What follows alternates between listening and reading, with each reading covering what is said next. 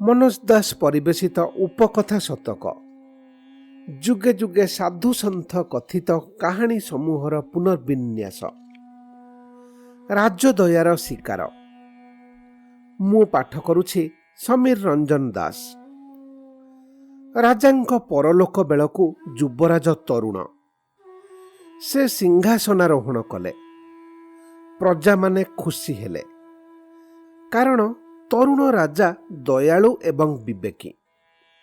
तरुण राजा जड़े साधारण लोक भली बेश होई मझिरे मझिरे राज्यर भिन्न भिन्न अंचल बुली लोकंक सुख दुख बा समस्या संकट इत्यादिर आकलन करती। दरकार पड़िले से संकेत दियंती। अदूरे थिबा मंत्री कटुआल आसी पहुंची जाती। लोके बुझीपारती जे से राजा।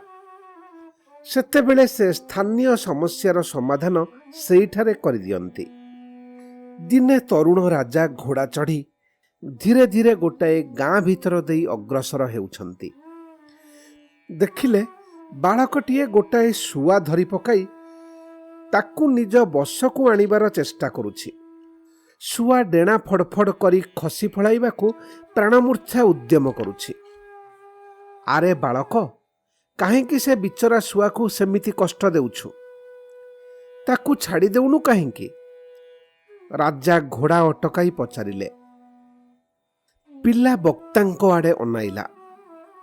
अश्वारोही जे राजा से कथा से जानिबार उपाय नथिला। से कहिला, बाबू, अनेक समय अपेक्षा करी कष्ट करी मु एहाकू धरिछि। एहाकू कथा कहिबाकू शिखाइबी। तापरे बिक्री कले 2 पैसा पाइबी। राजा बालकर जुक्तिबत्ता बुझिले। सबु पशुपक्षींकर स्वाधीनता जाहिर कला भली आईन कानून तांको राज्ୟରେ नथिला कि देशर अन्य कोनोसी राज्ୟରେ भी नथिला। तेणु बालकर अपराध किछि नथिला। अच्छा, मोते बिकिबु? राजा पचारिले। बाबू, ये तो कथा कहिबाकू शिखि नाही। से पाई तालीम देबाकू पड़े। तमे नहीं करिब कौन? बालक प्रश्न छଳରେ उत्तर देला।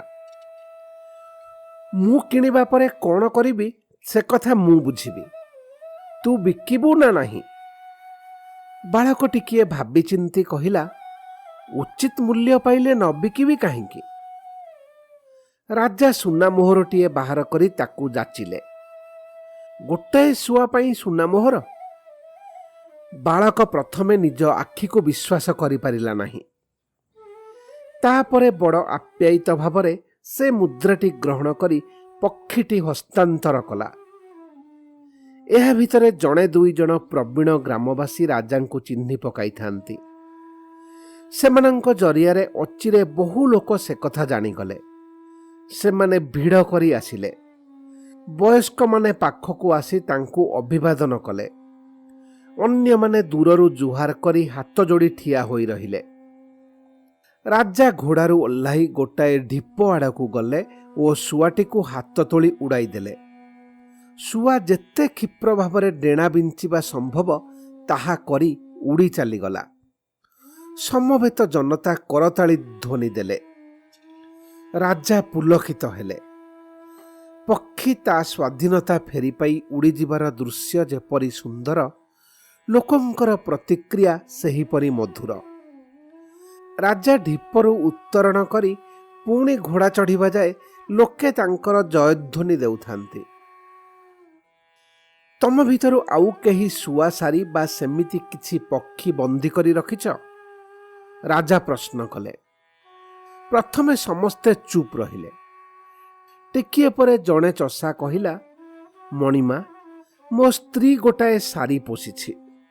स्त्री जाहा कहे से ताकू दोहराए। सतेबा मो पाई खाली मो स्त्रीर स्वर यथेष्ट नुहे। नहीं आस सारी को, तम स्त्री को नुहे। राजा थट्टालिया भावरे कहिले। जनता भितरे हसर लहरी खेलीगला। लोकटी दौड़ी जाई पक्षीटी को नहीं आसिला। राजा ताकू सुना मोहरटीए देले ओ पक्षी को मुक्ति देले। ଉଡ଼ିବାକୁ ଅନଭ୍ୟସ୍ତ ପକ୍ଷୀ ତଳେ ଘାସ ଉପରେ ବସି ରହିଲା। ତାପରେ ଲୋକେ କରତାଳି ଦିଅନ୍ତେ ଡରି ମରି ଉଡ଼ିଗଲା। ଲୋକଙ୍କ ଜୟଧ୍ୱନି ଭିତରେ ଘୋଡ଼ା ଛପଟାଇ ରାଜା ଚାଲିଗଲେ। ନଗରରେ ପହଞ୍ଚି ରାଜା ତାଙ୍କ ରଟୁଆଳକୁ ତଲବ କଲେ। ଯିଏ ଘରେ କୌଣସି ପକ୍ଷୀ ରଖିଛି ସିଏ ତାକୁ ଆଣି ମୂଲ୍ୟ ବଦଳରେ ରାଜାଙ୍କୁ ସମର୍ପି ଦେବା ଚାହିଁ। ଏହି ସିଦ୍ଧାନ୍ତ ରଟନା କରିବାର ଆଦେଶ ପାଇଲେ ରଟୁଆଳ।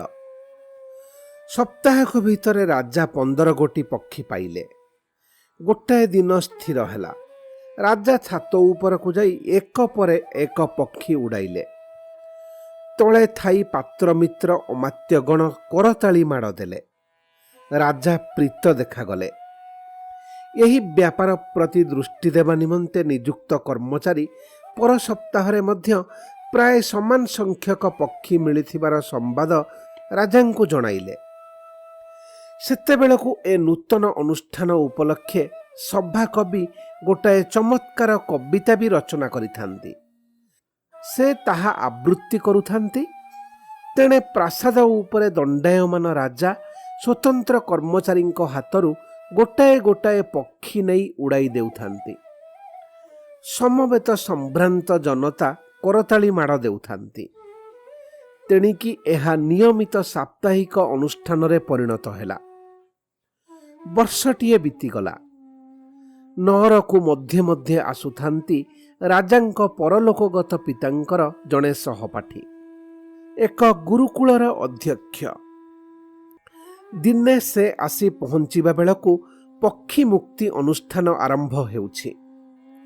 ରାଜା ଅଧ୍ୟକ୍ଷଙ୍କୁ ସାଦରେ ଅଭ୍ୟର୍ଥନା ଜଣାଇ ଛାତ ଉପରକୁ ନେଇ ଆସିଲେ। ବିଜ୍ଞ ଋଷିପ୍ରାଣ ଅଧ୍ୟକ୍ଷ ମହୋଦୟ ଯେ ରାଜାଙ୍କର ଏଭଳି କରୁଣାପୂର୍ଣ୍ଣ କର୍ମ ଦେଖି ବାହାବା ଦେବେ, ଏଥିରେ ରାଜାଙ୍କର ସନ୍ଦେହ ନଥିଲା। ସେଦିନ ସେ 30 ସରିକି ପକ୍ଷୀଙ୍କ ପ୍ରତି କରୁଣା ପ୍ରଦର୍ଶନ କଲେ। କିନ୍ତୁ ଅଧ୍ୟକ୍ଷ ମହୋଦୟ ଖାଲି ସ୍ୱଗତୋକ୍ତି କଲା ଭଳି କହିଲେ, ଏବେ ବୁଝିଲି। ଆଜ୍ଞା, କ'ଣ ବୁଝିଲେ? ରାଜା ବିଚଳିତ ଭାବରେ ପଚାରିଲେ। ଅଧ୍ୟକ୍ଷ ସଙ୍ଗେ ସଙ୍ଗେ କିଛି ଉତ୍ତର ନ ଦେଇ ମୃଦୁ କଣ୍ଠରେ ରାଜାଙ୍କୁ କହିଲେ, କାହାକୁ କିଛି ନ ଜଣାଇ ଆଗାମୀକାଲି ମୋ ସହ ଛଦ୍ମବେଶରେ ବଣ ପାଖକୁ ଯିବାକୁ ହେବ। ପ୍ରସ୍ତୁତ? ନିଶ୍ଚୟ, ରାଜା କହିଲେ। ପରଦିନ ଦୁହେଁ 2ଟି ଘୋଡ଼ା ଚଢ଼ି ଯାଇ ବଣ ଭିତରେ ପଶିଲେ। କେତୋଟି ନିବିଡ଼ ଗଛ ଆଢ଼ୁଆଳରେ ଠିଆ ହୋଇ ଦୁହେଁ ଦେଖିଲେ ଆଖପାଖ ଗାଁର ଲୋକେ ନାନା ଉପାୟରେ ପକ୍ଷୀ ଧରିବାକୁ ଚେଷ୍ଟା କରୁଛନ୍ତି। କିଏ ଫାଶ ବସାଇଛି ତ କିଏ ଗଛ ଉପରେ ପକ୍ଷୀ ବସା ଭିତରେ ଅଠା ଥୋଇ ଦେଇଛି। ସେମିତି ଧରପଗଡ଼ କଲାବେଳେ କେତେକ ପକ୍ଷୀ ମରୁଛନ୍ତି ଏବଂ ଆହତ ହୋଇ ପଳାଇ ଯାଉଛନ୍ତି। ରାଜାଙ୍କ ମୁହଁ ସେତା ପଡ଼ିଗଲା। ରାଜା, ମୁଁ କ'ଣ ବୁଝିଲି, ବର୍ତ୍ତମାନ ସେ କଥା ତୁମେ ବୁଝୁଥିବ। ଗତକାଲି ଏ ବାଟ ଦେଇ ଗଲାବେଳେ ମୁଁ ଏ ଦୃଶ୍ୟ ଦେଖିଥିଲି। ପ୍ରାସାଦରେ ତମ ପକ୍ଷୀ ମୁକ୍ତି ଅନୁଷ୍ଠାନ ଦେଖି ଏ ବ୍ୟାପକ ପକ୍ଷୀ ବନ୍ଧନ ଅନୁଷ୍ଠାନର ତାତ୍ପର୍ଯ୍ୟ ବୁଝିଲି।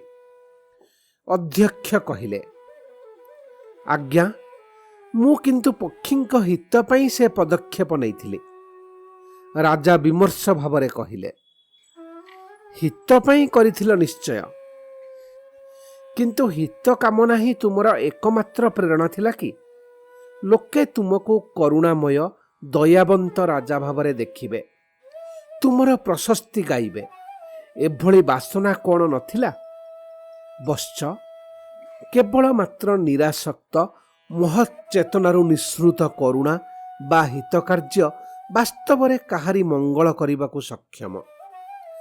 କାମନା ବାସନା ଯେତେବେଳେ ଦୟା ଭାବରେ ପ୍ରକଟିତ ହୁଏ, ତାହାର ଅନ୍ୟ ଏକ ଅଜଣା ଅନ୍ଧକାର ପ୍ରତିକ୍ରିୟା ମଧ୍ୟ ଅନିବାର୍ଯ୍ୟ, କହିଲେ ଅଧ୍ୟକ୍ଷ।